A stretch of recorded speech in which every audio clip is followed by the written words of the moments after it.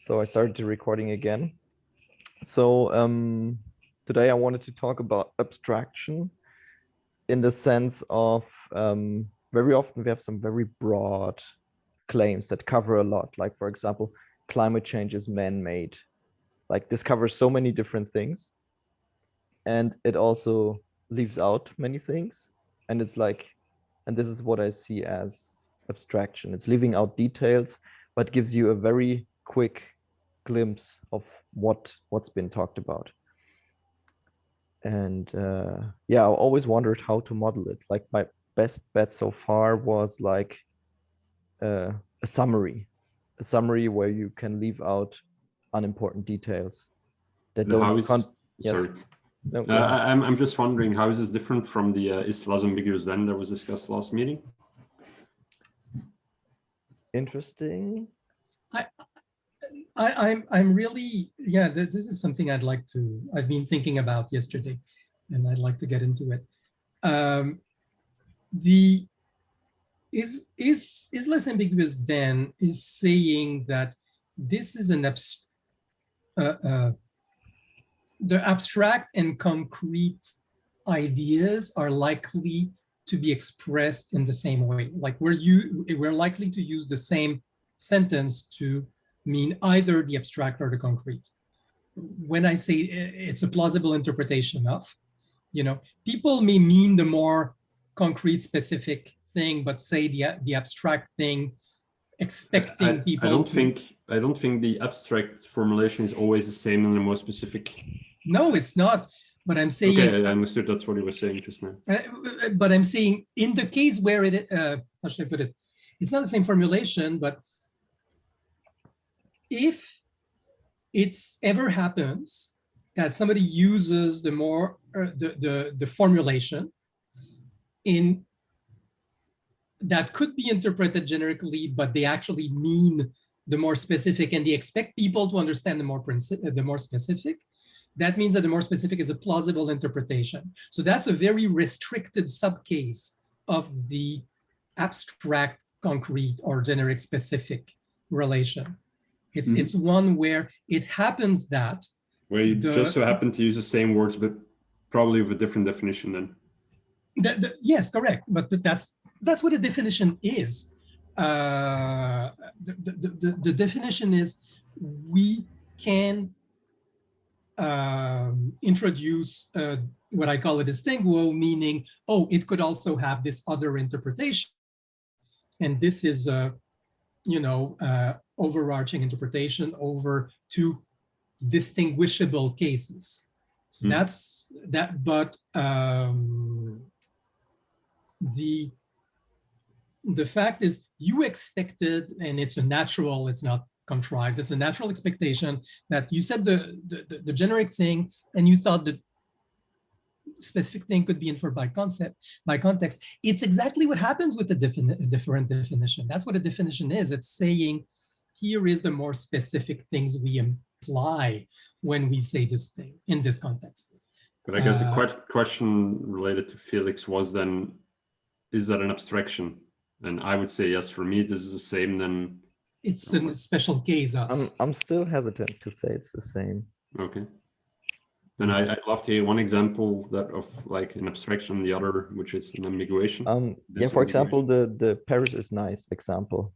I don't think Paris is nice is an abstraction of correct. The different disambiguation. This is what I said about whether the lattice meet has uses the same sentence.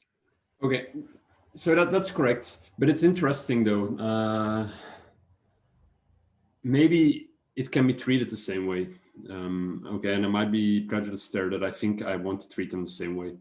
But yes, I agree conceptually they're different, right? Because it's not an abstraction in that sense, but can you treat both the same way is what I'm wondering.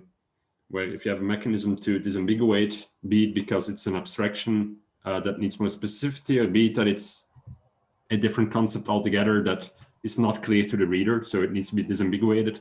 It's the same process, or the same type of modeling task you're doing, which is intuitively I would do it the same way. But I agree now, Felix, it is different.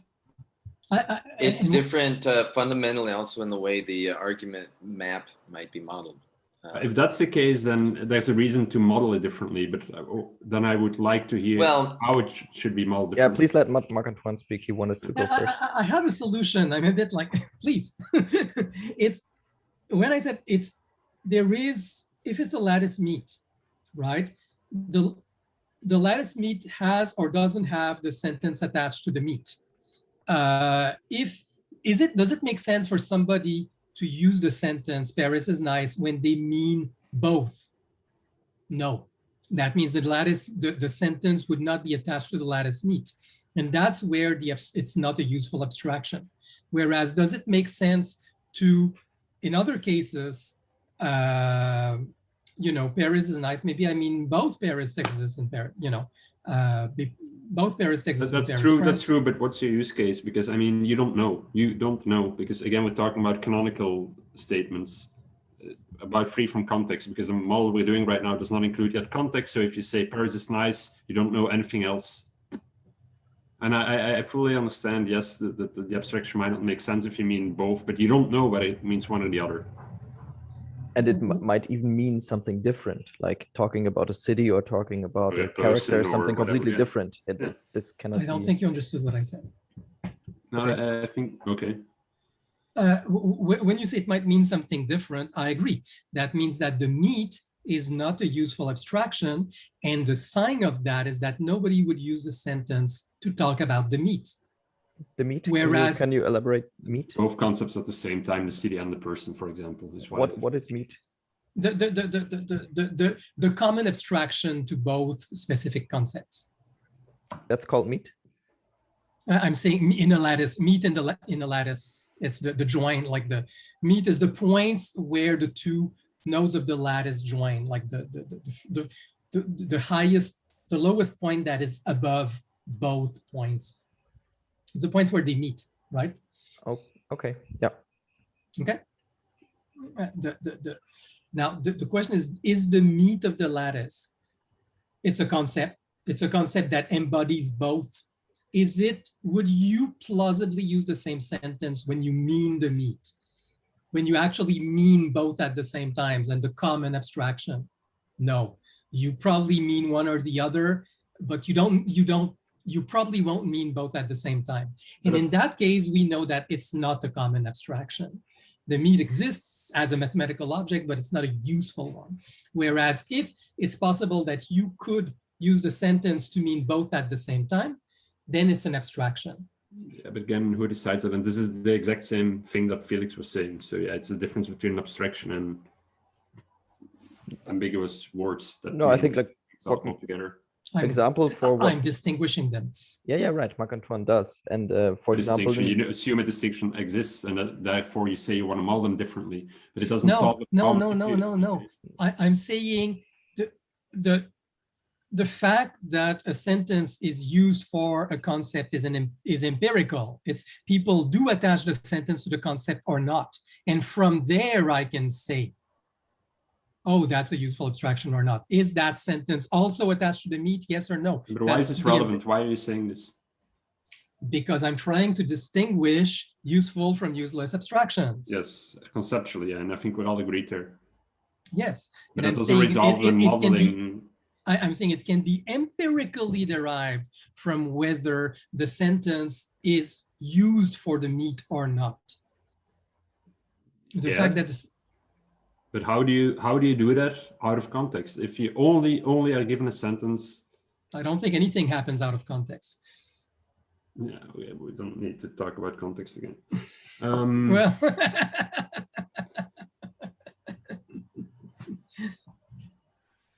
but yeah, I get your point. I'm fairly certain I get your points. Okay, but you obviously don't think it has value, which is another story. No, I was questioning whether or not they need to be supported separately in a system. Which different use cases do they support? How do they need to be? I understand they are different, but again, not everything that is needs to be modeled. My question is, what do you want to support? Why? What different support do they need? How do you want to treat them differently? Right. What I was saying is, I don't see them being treated differently. Okay, in the system. Here is why. Okay, that's a valid question, and I have an answer. If somebody gives a sentence, and I look at all the concepts to which that sentence is attached, and the sentence is also attached to the meat, then I know, well, maybe he means the top, and I won't bother him. I may, I may tell him, oh, by the way, it could mean this or that or that. But since it could mean the union of all them, I don't need to bother him as much as if the meat is empty, the sentence is not attached to the meat. It's like, okay, you can mean one of this one, but they're distinct. So please tell me which, because your sentence doesn't make that much sense unless you distinguish. Okay, so in other words, you want to have some type of UX that if somebody says Paris is nice, that they need to choose, because there is a meat already modeled in the system, which has the exact same sentence than the nodes, if you want, the leaves. Because the meat has the same sentence, Paris is nice, then the city, Paris is nice, then you will tell the user, do you mean the city or do you mean the person? Or that's what you're suggesting. And you would conditionally only ask a question based on whether or not the same sentence is used for what you call the meat than for the leaf. Yeah. Okay. That's what I'm saying, yes. And an abstraction for this example would be like all things called Paris are nice, or something like this. Well, just right? take an actual abstraction, like Paris is nice, or what do you mean? Eiffel Tower, what do you mean? Yeah. The name Paris. Yeah, valid. I like the sound of the name. So I think Stephen raised a good question in the beginning that even though these are two different concepts, like different interpretations and different ways of abstracting, do we treat them the same way mechanically? Like, and I think the whole lattice concept of Marc-Antoine comes into place here. Yeah, I am claiming that all interpretation links are probably also abstraction links. I'm not 100% about that. I think it's a strict subset, but I'm not sure. That's something I'm curious if others have intuition. Our interpretation links related to your notion of lattices and meats. I don't think you made that explicit. Or even forget the lattice and meat. Like if you interpretation meaning you have a sentence with a vague meaning, and both the emitter and receiver have a stricter meaning in mind, which hopefully coincides, which is another story. But there's ambiguity in the sentence, but less ambiguity. Like there's there's an interpretation which is a strict subset of possible interpretations that is expected to be had, or maybe it's the whole thing again. But it's at least a stricter interpretation is at least possible. And does this always correspond? It doesn't always correspond to a ontological subset, right? I think that's generally true, and Paris is a good example. There's no obvious, like the meat of Paris hero and Paris city is trivial, it's entity. So the ontological meat is trivial in this case. But is there always an abstraction when there's a common name? It's a good question. Well, you just said no, right? Yeah, up to a point, no. I also tend to know. So maybe that's, I mean, it's an interesting point you say there, maybe, because the example I quickly gave on Slack was, well, I want to be able to, what did I write? Claim 1 is less ambiguous than claim 2, so that all supporting opposing arguments of a more specific claim are also shown for the more ambiguous claim. That only holds, of course, if it's a subset. In one of the two cases, so you wouldn't want to do that if... Correct. Yeah. So that's yet again another... So basically here we have two reasons to formalize these two differently. Separately. Yeah. Exactly. I think that's true. And the other reason is the notion of distinguo. Though I think distinguo may happen at the ontological level, in the sense, I say it's probably always useful to have a counter example when you have disambiguation, saying it's not just saying this general thing means this specific thing, but there's this other distinct specific thing that could also be meant. And without the third term, speaking of distinction or disambiguation doesn't make that much sense. Now, is that also true of ontologies? Possibly. I mean, but okay, in practice, indeed, it would always arise through, there's already one interpretation implied, and then you're arguing for or against, while argument mapping, that's typically when you run into this. I think Timothy also highlighted that last meeting. And then it's through relevance that you basically start noticing that there's two different meanings. So that's the exact use case you're saying, that you actually realize that there are two different meanings to one more general abstract term. So indeed, in practice, it will usually involve two specific ones and one abstract term. But that doesn't mean that you can't model it, because it's a modeling question. As no, I know, but I think as a usage thing, I would totally encourage people to at least give another interpretation. It's not as necessary for ontologies. Like an ontology, it would make sense for me to define a stricter class without knowing if there's any instance in the difference.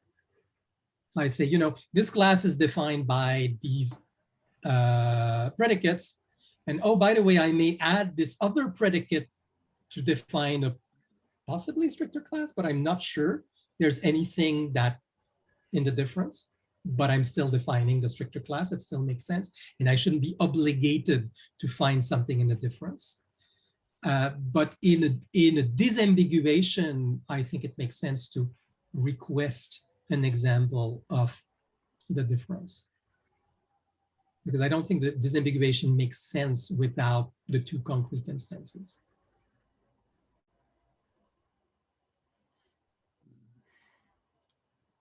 I'm not certain. I think it does. If you want to make your argument more, yeah, I don't know. We'd need to see examples, I think, of actual argument models and how we, like instance diagrams again, how that would impact the current model.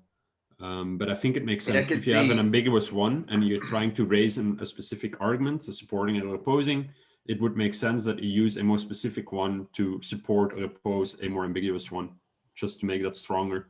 And at that point, there's no real reason to also mention all the other more specific interpretations. But that one, I think, is an ontology more specific, not a disambiguation more specific. Isn't it the same? Precisely, we're speaking about the differences between them. Okay, I think we need an example. But Timothy, what will you say? I was going to say that you know, a more sophisticated user might just create a claim from scratch and add the disambiguations or the definitions when they create it. And you wouldn't want to require them to have to split off multiple examples for every term they chose. You know, you should just be able to create something and put the definitions there. I agree with that. Meaning, what you're saying, and no, that does make sense. It's true. So I'm wrong on that. Fair enough. It makes sense that you're using a term which has multiple interpretations, and you want to say, here is the interpretation I'm using. I shouldn't be compelled to. Exactly. Yeah. Okay. Fair. Fair. I know you. But fair. How do definitions and interpretations relate? Because you just used both, Timothy. I do not have any understanding of the use of interpretation in the model. So to me, interpretation doesn't exist, and that's why I'm lazy about it. But we'll open the floor to Marc-Antoine to clear that for me, because I don't understand interpretation. What I mean by interpretation in this case, and that's not the one I have in the UML diagram, so I need to get a better vocabulary. And basically, I'm coming up with a new UML diagram and should have had it ready today, but didn't. If you have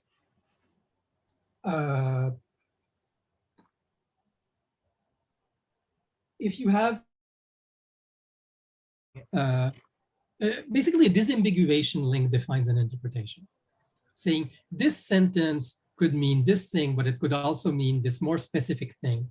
And going from the generic to the specific is, for me, what an interpretation is. And it's also a disambiguation link. It's manifestly a disambiguation when there's more than one, and that's what I was kind of saying, there should be two. But you're right that definition is another case where we'll only create one. Fair, but it's the same link.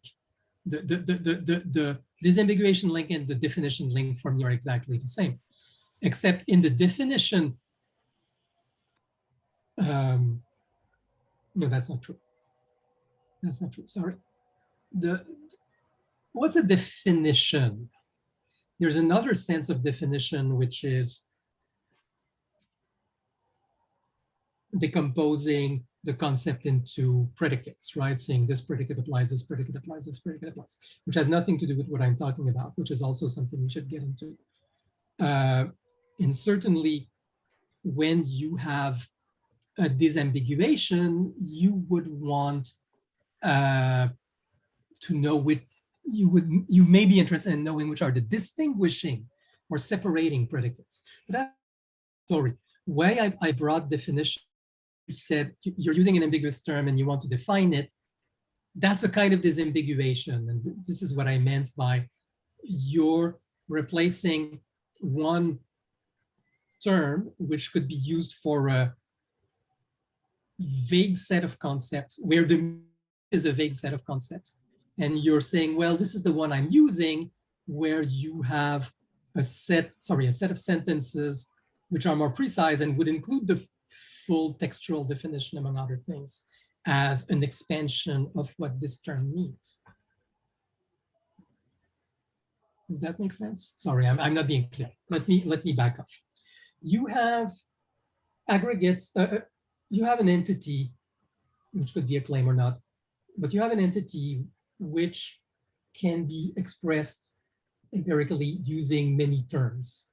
Some terms will be short, just a name. Some terms will be a full definition.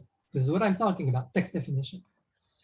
But we're understanding that this cluster of associated terms are supposed to refer to the same entity. Now, the short name is the name for other concepts in the graph, including more generic ones that's being pinned down by a precise definition. And when you're using the term in a claim and you're asking what is the definition of that term, well, basically you'd have the term as entity very high in the lattice and saying, well, actually I'm using this entity lower in the lattice which corresponds to a more precise textual definition and maybe a propositional calculus definition if we went there. And that is what the claim level disambiguation looks like. It's about saying this term is not, I'm not at the highest level in the lattice of the term, but at a more specific lower level in the lattice term. Is that clearer? Right. So, I mean, the reason I don't have any sort of model element or any interpretation is I just see it as, for what you call the lattice is what I've always called the knowledge graph, right? Which is it doesn't quite map onto knowledge graphs as we see them right now. So, right. It's these, yeah, I know it looks more like what you've been modeling than what you see in a knowledge graph, but it's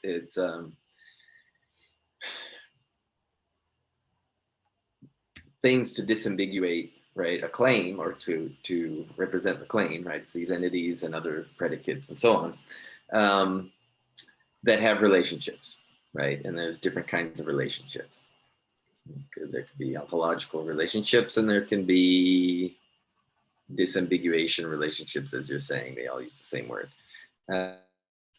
Okay, but you know, when you disambiguate a claim, I just see that as associating those things with the claim. And I guess that's what you'd call an interpretation.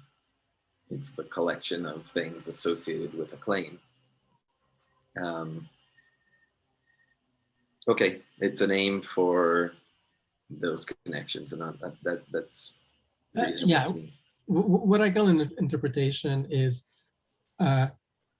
there's the broadest sense we might associate with the claim or a name or whatever, and there's more specific ones.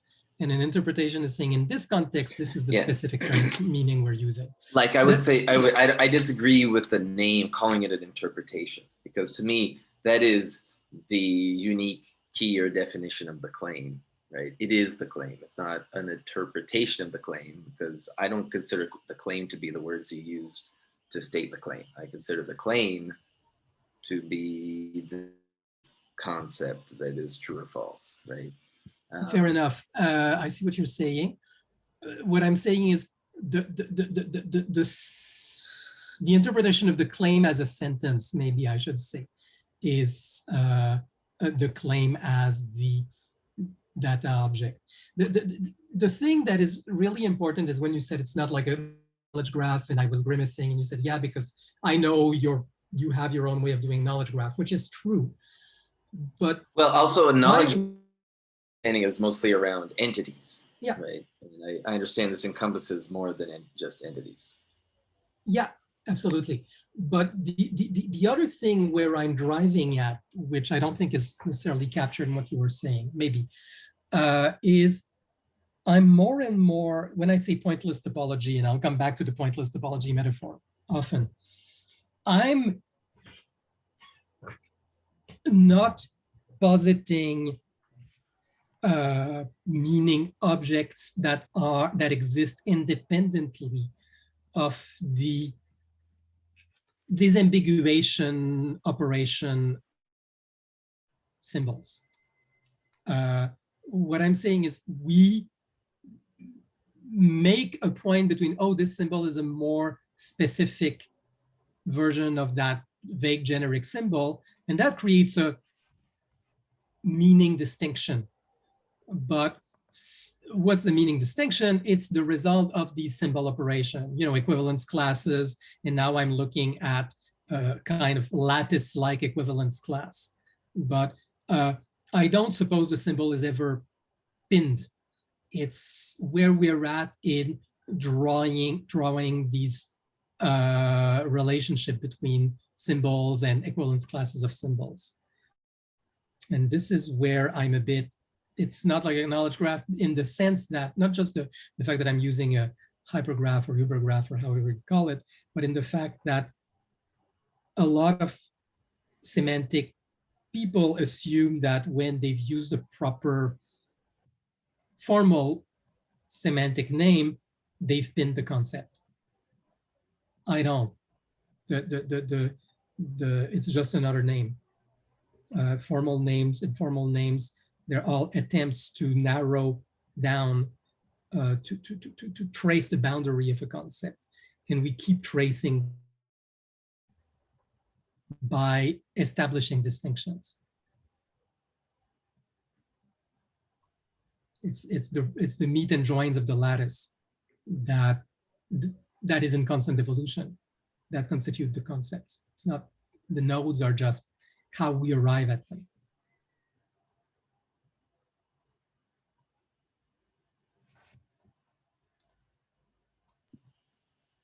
Right. So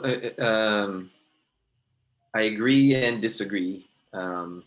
Where I agree, it's evolving. It's not, a knowledge graph is kind of a lot more static. We've got this entity, and that's and I've seen that, there's going to be a lot more negotiation in there, or there's going to be, like, as I define it, that sort of thing, So I definitely see that, and that worries me, because I see that as a serious tension between usability and completeness, right?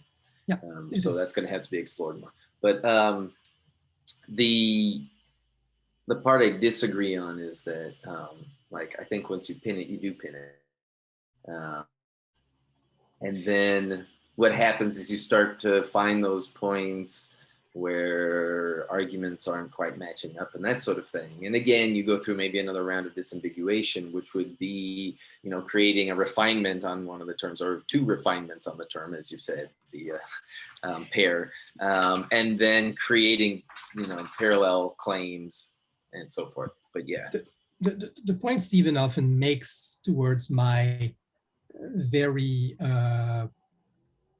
the way I work is, okay, do I have a ground to stand on? Right? And when you say ubiquity, you need to say, okay, I need to assume this one and say this is stable and this is something on which I can build at a given moment, even if I question it later. And I have sympathy for that. I'm certainly not happy with the way a lot of logic systems,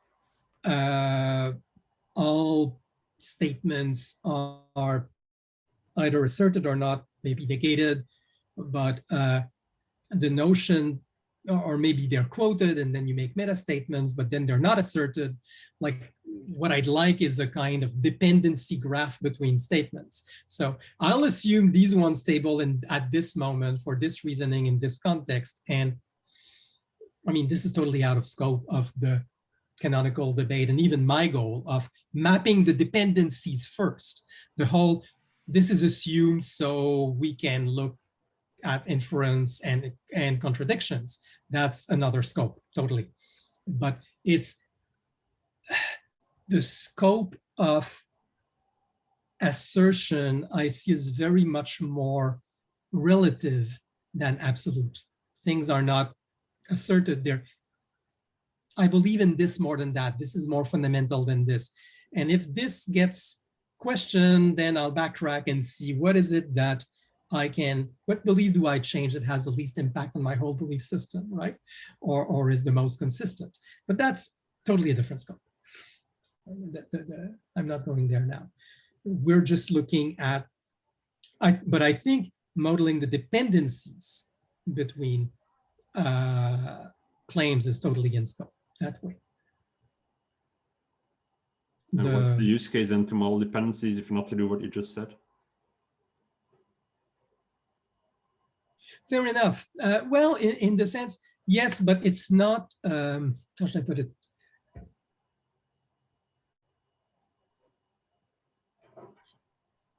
I think of multiple truth markings on the network of interdependent claims.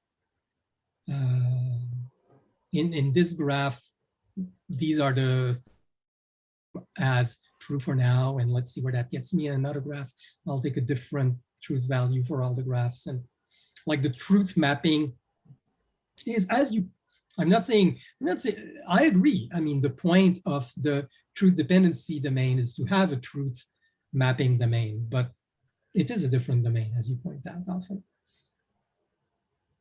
The deductions and truth markings are a different domain than the identifying the dependency. I'm not certain I understand them, because I mean, in a way, supporting and opposing claims are dependencies, right? Yep. I think the assumption in argument mapping is that it's more informal, so you leave it more open to the interpreter of the argument map to figure out what the dependency implies. You can dig into more detail about what the dependency implies through argumentation for relevance. But it's still up to the interpreter to understand more granularly what the dependency is, what the impact is, what the effectiveness is, etc.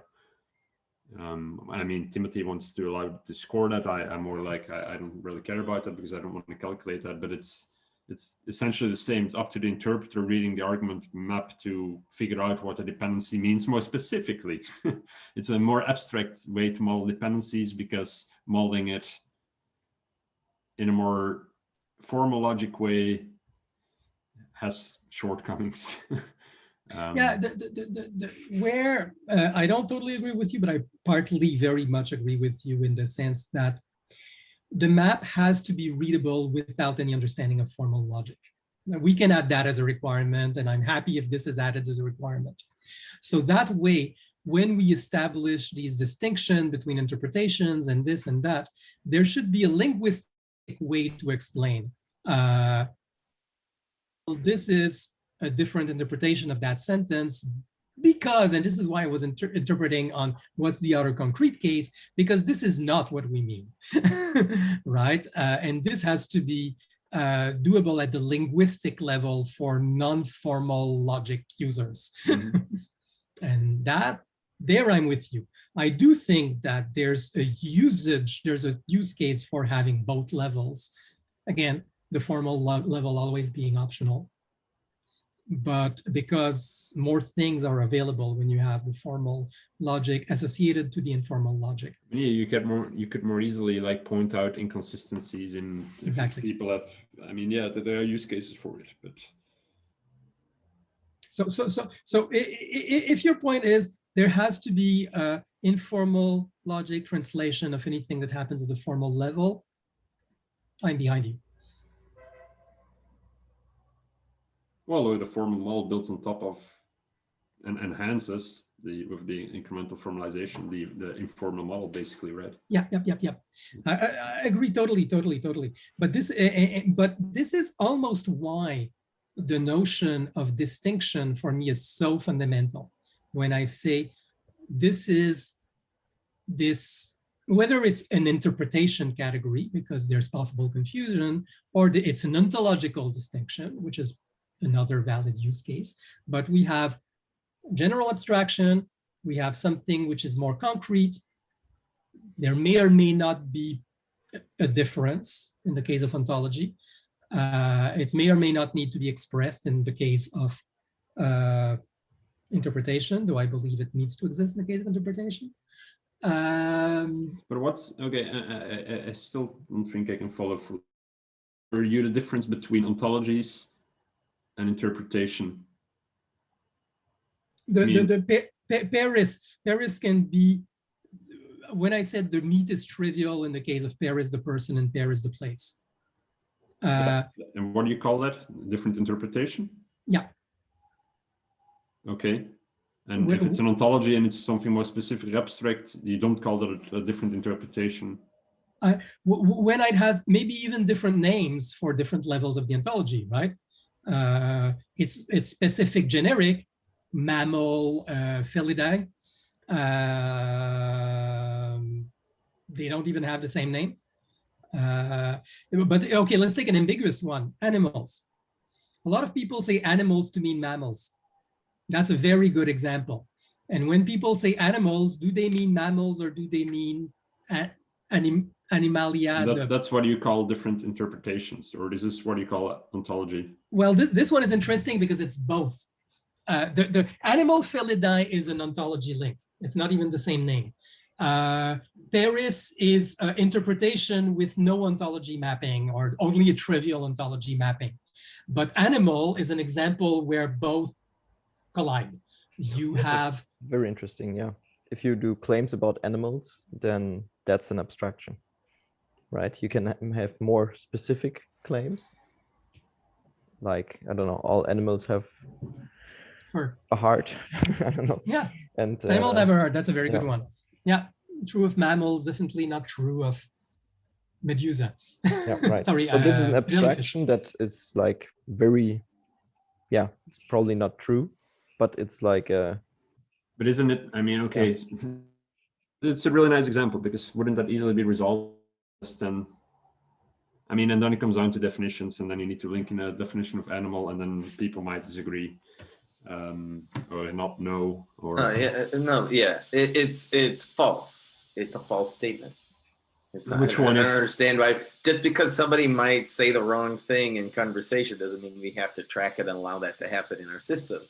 You know, people can lie about voter fraud as much all they want. The whole point is to prove whether or not it actually happened, right? Mm-hmm. So somebody could say, no, I meant mammals, and then they could show the claim mammals. And that's cool. You can do that in your personal conversation, but the canonical debate should map precision. That's the whole point, is that we want to get answers rather than just allow sloppiness. We want to record in a computer the sloppiness of human language. No, we don't. We want to improve. Yeah, but there's not always agreement on definitions. In this case, yeah, sure, I'm fairly certain there will be agreement, but you cannot assume that that's definitely not the case. No, fine. We have the problem of our platypus mammals, right? So you can say all mammals this, all mammals that, and then you have a definition of mammals, and then you have multiple versions of the claim. And if your definition is mammals have ovaries or something, right, then you can resolve that one, right? If it's mammals don't have bills, right? Okay, no, this definition of mammals, you're wrong, right? Yeah, exactly. But with a different definition. But if you don't have a definition, the argument still holds. I mean, it's the exact same scenario. The argument goes in circles because people in their head have different definitions. And this is why I would like to disambiguate and not leave around the old one. I think that's exactly why, because you find the sentence and see all the varying definitions and interpretations of that sentence, and you see where it's true and not, and you go home happy. At the same time, I'm like, if you say as a claim animals, let's suppose all animals have hearts. Yeah, if you say all animals have a heart, and then you just have an opposing state claim that says no, because ants are animals. I mean, what's wrong with that? It shows that it's wrong. That's what I. No, it should be there. I'm not saying take it away. You just said take it away. No, I said. You just said take it away. I said take away the version that is undefined, and some people say yes, and other people say no, and the difference of opinion is not on fact, but on their but Timothy, nobody of animal in their head. All animals with a definition of beings that blah blah blah. If you understand the definition, you wouldn't make the claim. That's the whole point. Yeah, the example is not perfect because the animals as mammals is used all the time in informal speech, but it's not the dictionary accepted definition, so we can say it's wrong. And at some level, there are some, because I've never heard that use of animals as mammals, but it might be a cultural. When listen to kids speak, or even when we talk to kids, often when we speak about animals, it's just because those are the cute ones. Yeah, exactly. But no, it's true. But it's true that kids have to unlearn a notion of animals versus. Listen, I'll even tell you in Swahili. I learned a bit of Swahili. There's 9 grammatical categories. Like we have gender-based categories in French, right?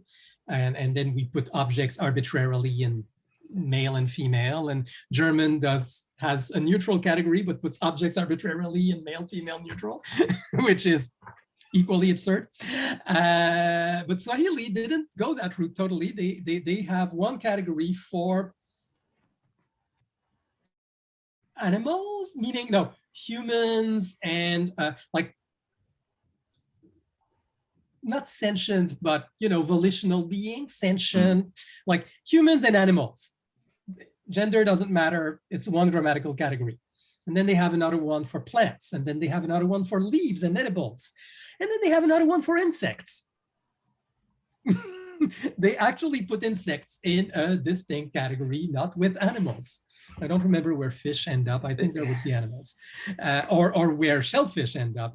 But this idea that this is a natural psychological mechanism to put insects in a separate category. Anyway, I'm just. But it is a separate category. The question is more, is it a subcategory or not? But okay. Yeah. I don't see a problem with any of that. Yeah. The real point is, thank you for bringing back the platypus, because at a given point in history, there was probably 2 definitions of mammals and conflict, and they were both accepted by different academic circles until we settled on only one. I'm sure there are examples where a generic and a specific coexist in a name. Even if, and yeah, one is strictly wrong and you get called a pedant when you point it out in practice, but it's still, there's still one where certain statements are true or false, and we can make that point. The point is, I think we all agree that there is, if there's a distinction, we want to replace the generic meaning with the specific meaning in the universal statements to keep the statements true. I still maintain we want to keep the generic meaning. What are universal statements? Sorry, statements that Not use claims or sorry, universal was the wrong word. A statement that uses the vague term or that imply well, it's basically statements that The have ambiguous statement. yeah, ambiguous Non-disambiguated. Yeah. undisambiguated statements. And I don't know if and I don't know if actually that's a question. I assume it's okay to have these ambiguous statements in the system, that disambiguation is a progressive process. I think it's necessarily so because the disambiguations will often be discovered after statements have been entered. So de facto, there are statements that are not as disambiguated as they could be. not really, because the question more is, do you want to remove the original one or not? I think that's part of the discussion. I mean, yeah, and that's the question. I want to keep the original statement, but tell the user next time you use that term, please make it clear, and let's clean up the old ones as necessary. Yeah. So I think it makes sense. It's a reason to model entities, by the way, because the only way you can model that interaction is if you want to model that interaction at entity level, not on a claim level, because otherwise you need to, yeah. So if you write Paris is, which Paris do you mean, would need to automatically pop up. Yep. Like here's an example, using platypus, right? Is on the one hand, like platypus is a mammal, is the claim, right? And on the one hand, you can answer that question. You just several times. You actually answer the question several times. You answer platypus is a mammal using the definition of mammal that includes them. Platypus is not a mammal using the definition that doesn't include them. But you can have the generic claim platypus is a mammal, and you can argue in favor by saying, according to the definition of these people in the 19th century, it was a mammal. And according to this definition, it wasn't a mammal. It's unresolvable, right? Well, it's a discussion about definitions, which do exist. It's a discussion about definitions. Okay. The problem with that one and the solution is authority in this case, right? There's no solution in that case. The solution is each person decides on their own, which, whether it's a mammal or not. Why does it have to be a solution even? What's the point of it being a solution? In general, there may not be argument mapping. You want to map the arguments. If you know why people consider it a mammal or not. You want a solution if you want to use that for anything else. What do you mean by use? Support or oppose another claim, right? Well, but that depends on the context. If you're gonna use a very vague notion of mammal to support like a very specific claim about mammals, it's gonna be a very irrelevant statement because you're not aligning. Exactly, which is what I'm saying. It's kind of a useless claim, right? Well, no, it's not. Unless you have something else, unless you couch it in something else, like we should define once and for all that platypus is a mammal, right? It's a different claim from platypus is a mammal, right? Or rather that mammals include monotremes. It's only useless because you seem to care more weight in the claim being reused elsewhere and being relevant and correct but both claims can be reused. I mean, they're two separate claims, and depending on where you want to use it, one will be more relevant than the other. And you cannot presuppose that you know which one will be more relevant where. And you cannot presuppose that a definition is every definition is equally solid. I mean, it's problematic with the ambiguous claim, but if with the disambiguated claims, what will happen is sometimes we'll have collision of definitions, right? Mm-hmm. You're using one in support of the other, and then you'll be told no, because this one was clearly disambiguated as using this definition. This one was disambiguated as this other definition. The definitions clash. So you want to talk about definitions instead. It moves the discussion to a place where sometimes you have to go. Not always. You try to avoid that, but that sometimes happens. Yeah, but if you used disambiguated claims, which is also possible, then again, it may be useful to tell, well, here the claim is ambiguated and this is disambiguated. So do you agree with this disambiguation that was done in that claim before merging them in an argument? That's and if they're both ambiguous, then I would probably not tell anything, because until it becomes relevant, it's fine. But that's why Timothy always says that you need to assume the definition if you want to argue against for a claim that uses a specific definition. It doesn't make any sense to start opposing a claim that uses the definition by saying that's not true because adopting a different definition. I think stuff like that would have to be moderated out because it defeats the modeling efforts, basically.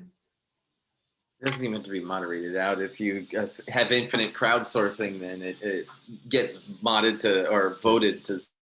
That's the way it happens. But yeah. And I would move the discussion. And that's why I often say definitions can be claims. You can easily move the discussion elsewhere in a productive way. No. Definitions can be claims. I still don't agree with that terminology. Let's say it that way. Let's take a concrete example. Rather than opposing a claim that uses a definition by saying a claim that uses another definition, you would simply move the discussion to that definition and you start opposing the definition. That's what you would do. If you I agree that definitions, there needs to be a process for writing and improving definitions. Like there was a committee at some point, presumably, that decided, okay, are we not including monotremes and mammals because this is too confusing? We have to agree on what we mean by mammals. What do we do with monotremes? And it was some, Royal Society, whatever, private, public body that decided, okay, we're going to align on this definition instead of fighting over it and being confused about it all the time. And actually, this is where context becomes interesting. It creates a context. When we are discussing among biologists, if you're part of this society, of this academic society of biologists, your definition of mammal is the one that is aligned, that is agreed upon by the community. And that's really interesting. It's a community definition. And because it reduces confusion, it makes for less laborious arguments and blah, blah, blah. And it's possible that another community may use another definition, and that's fine. And you get, but community. Let me take a shot at the definition as claim discussion. When it's something like mammals, which is a human categorization, right? That's a different thing. That's us debating which what is it? What is a different thing than what? Well, it's I'm getting there. I'm thinking through how to say this, but that's people negotiating what should be our definition of this category, right? That's separate. It's a different thing because it's not something that exists in the real world, right? Humans are creating it out of thin air and are going to. You mean the abstraction of mammal? Right. Yeah, the abstraction of mammal is a human construction. Everything's a human construction. The same argument. I mean, I don't see why it. No. I'm not done yet. Let me. Okay. The debate over that is how should we construct our construction? Whereas, if you are talking about an entity that exists, let's say a person, right? You can define. I mean, we can talk about what we talked about in contracts, right? What do contracts try to do? They try to define the entities involved in the contract. That's the first step of a contract, right? So like whenever I sign a contract here, it's Timothy High, who's, registered with the Brazilian government with this number and who lives at this address and who is married. So what does it do? It throws a bunch of claims around this name Timothy High in the effort of nailing it down to me, right? A knowledge graph kind of does this, right? But what it kind of tries to do is create a node for a specific entity And then that's usually accompanied by like some kind of Wikipedia page or something that fleshes out your understanding of that entity, right? And so the node itself, the point is the digital representation of that physical thing. And really then there are claims made about it, because if you know, going back to the entity Satoshi, right? We really want Satoshi to be one node, one entity thing, but we don't know what that thing is in the physical world, and there's debates about whether it's a person or collective or what, you know. Which is why the abstract form is very useful. Right. All this to say that, like, I see a lot of debates about entities. I also see debates about definitions. And I also see how if you're using an entity as kind of a disambiguation based on one of these claims about that entity, it can kind of break some of your debates. No, it does, and it might be useful at that point. And what I believe is your supporting and opposing claims will become more relevant. There will be less opposing arguments against relevance you can do if you use more concrete definitions. That's usually what happens. So if you use vague, yeah, but sometimes more concrete. We have to be careful about what we mean by more concrete, because less susceptible to say, oh, this is not true because this other concrete thing. That's what I mean. Like let's say like George Washington as the first president of the United States, something, right? You know, pass a law or chose this as the place as their inauguration, right? And George Washington as first president of the United States is a more specific entity than anyone named George Washington. But let's say that the Illuminatus trilogy is correct, and by then it wasn't even George Washington, that person was Adam Weishaupt, the Illuminati plant. Then it's interesting because your definition is now wrong. And yet the first did do that thing. So the first president of the United States did that thing, but it wasn't George Washington, the first president, that did that thing. It was actually Adam Weishaupt acting as first president who did that thing. It was my Shakespeare really example, happened, right? The Shakespeare example, yeah. Did Bacon write this play or that play? Yeah. So what's your point, though? I don't have a specific point. I'm going through a thought process here, which is more specific definition can be interpreted as a definition with more claims around it that nail it down more. In other words, it's become less ambiguous because you've added claims to this thing you're talking about. And yet, by doing so, some of these claims could be wrong, and your definition is wrong, contestable, right? is the word to use. And yes, definitions can be contested. Yeah, they can. That's what that's why I find that's why I'm seriously considering modeling definitions as claims. But see, that's why I'm saying definition isn't a claim. A definition is, in my opinion, what did you just say? The first president? No, it's made of claims. It's made of claims. Yeah, it's an entity, something in this lattice that is being specified or more specified through claims, and some of those claims could turn out to be wrong. And the fact that those claims are wrong could invalidate the use of that definition. Yeah, but how do you say the claims are wrong?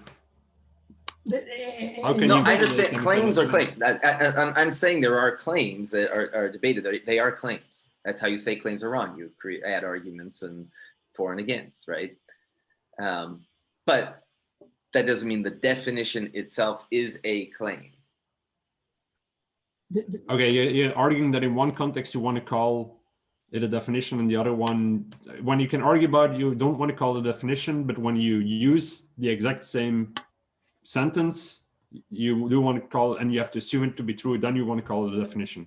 Is that what you're saying? Because if it's the exact same sentence, in one context you can argue for and against, and the other not, then that's what I mean by definitions are claims. You just in one context assume the definition to be true, which is what I've always been saying. You could say the use, you could make a claim out of using this definition to disambiguate this claim is valid. But that no, that's And distinct, debate right? that. That's not what I mean. Yeah. No, Right. I know that's not I what think you there's mean, two things. but I I'm think, saying that could be a debate. I think there's But- three layers. Sorry, let me. I have a lot. When we have a definition, we're saying this entity responds to this claim, that claim, that claim as a way of identifying it, right? This predicate, this predicate, this predicate are entity I'm trying to speak of. Now, some of those claims, this distinction I've tried to raise are, if that claim turns out false, it changes the identity of the person we're talking about. And other claims are secondary characteristics in Aristotelian sense. It's, oh, I was wrong about this, but we're still talking about the same person. But so we're mostly focusing on primary claims, and secondary claims are bonus. And in that sense, in a certain, the author of what the decider of the inauguration, it was the first president of the United States, and secondarily it happens to be George Washington, but if it turns out not to be George Washington, it's still the first president of the United States. But you're talking logic now. Just give me one definition. But I'm not done. I'm not done. But you there's asked me furthermore sentences ago. I don't see the relevance at all anymore. What I'm saying is a definition uses claims to circumscribe an entity. And secondary to that, there's the meta claim that, yes, this is the proper definition to circumscribe this entity. And that's a separate claim. And in that sense, I would say definitions are claim. And in the first sense, I'd say definitions are made of claims. Okay, but isn't the only difference that in one you say you assume it to be true, in the other you leave it open with another difference? No. Just take a concrete example. Give me one definition. The definition of definition from Wikipedia Okay, go to ahead. make it more confusing. Oh, yeah, maybe that one would be more confusing than, yeah. No, definition just statement of I the have meaning it of a open term. because I wanted to say, like, they define definition as a statement of the meaning of a term. Yeah, okay. Is that a claim or not? I would say statement is is a a claim. statement of the meaning of a term. Is that a claim? I would say yes. That's my point. And if you want to use that definition of definition in another claim, you can do so. And in order to interpret that claim, you need to assume that definition to be true. If you disagree with that definition, you can add supporting and opposing arguments to that definition, to that claim, to the definition claim. That's why I'm saying definitions are claims. And I agree with that. I think for every definition, there's a meta claim that this is the proper accepted community common definition for that. And I expect you to understand the same definition as I when I use that term. And if we don't, then that's worth negotiating and aligning before we can continue the conversation. But there's a meta claim, which is I wouldn't even call it a meta claim. Suppose I said a definition is something that defines. I mean, no, that's an example. Just imagine I come up with a bogus definition that nobody uses. Right. Well, you're making the claim that this is that like your definition in terms of characteristics corresponds to the common understanding of that term. And that's the meta claim. And now within it, here are all the defining predicates that should apply to entities fitting that term. And those are kind of the inner claims of the definition. Suppose that I say animal, my definition of animals is animals are a synonym for mammals, because I truly believe that. Okay. As you highlighted as an example before. That's my definition of animals. Yep. So there's a meta claim that this is community consent. Guys, I'm 10 minutes past my hard stop. I don't want to stop. This is getting good, but I really got to go. So sorry. Let's pick it up on Friday. Yeah. See. Yeah. Okay. For sure. Yeah. Yeah. This is. I want to continue this as well. So do we stop or do we continue? I'm happy either way. We can finish it up. I think I understand what you mean by meta claim, but I don't see the relevance of calling it a meta claim. For me, it is just the claim. I don't see the distinction between a meta claim and a claim. Okay, what I'm saying is there's a distinction between the meta claim, which we may call claim, and the inner claims of the definition, right? The definition, which I claim is the proper definition for that term, that's one level, is also saying entities fitting that term have these and these and these defining characteristics. Now you're talking about inner claims, and I mean, okay. What is the inner claim in the definition of the statement of the meaning of a term? Okay, let's take mammals because it's a good. No, let's take the no, one no, we let me just had. let me take mammals. I Of the think it'll meaning be of a clear. term. Let me take mammals. I'm saying, when I'm saying mammals are defined by producing milk for their offspring. Well, let me just open up a definition from Merriam-Webster. Wikipedia was confusing with the definitions. Mammal, right? Mammal, Yeah. yes. Any of a class of warm-blooded higher vertebrates such as placentals, marsupials, or mammatromes that nourish their young with milk secreted by mammary glands. Something along those lines. So yeah, a lot of other definitions, of course. But the mammary glands is characterized by the presence of mammary glands, which in females produce milk for nursing their young, blah, blah, blah. A group of vertebrates, so that's the superclass, if you will, and characterized by the presence. The point is, you can read this as a claim. A mammal is any class any of vertebrate, warm-blooded higher vertebrate that nourish their young with milk secreted by mammary glands. That's the claim. It's interesting. We don't have the same definition. Are you looking? Well, no, there's more. They also have the skin usually more or less. Are you looking at It's a Wikipedia composite or claim, if you will. Merriam-Webster. Oh, okay. I was looking at Wikipedia. That's why I was having a different text. But yeah, I agree. I also read it as a claim. What I'm saying is there's two claims in there. There's the claim milk, all mammals produce milk. And there's the claim, this is what defines mammals, and our community has agreed to use this claim as the defining characteristic of mammals. Like this is what the word means. The word corresponds to that claim boundary, to the domain of that claim, all things to which that claim applies. But they're not the same claim. They're not at the same level. One is at the level of this animal produces milk. When would you use one and not the other? What? When would you use one and not the other?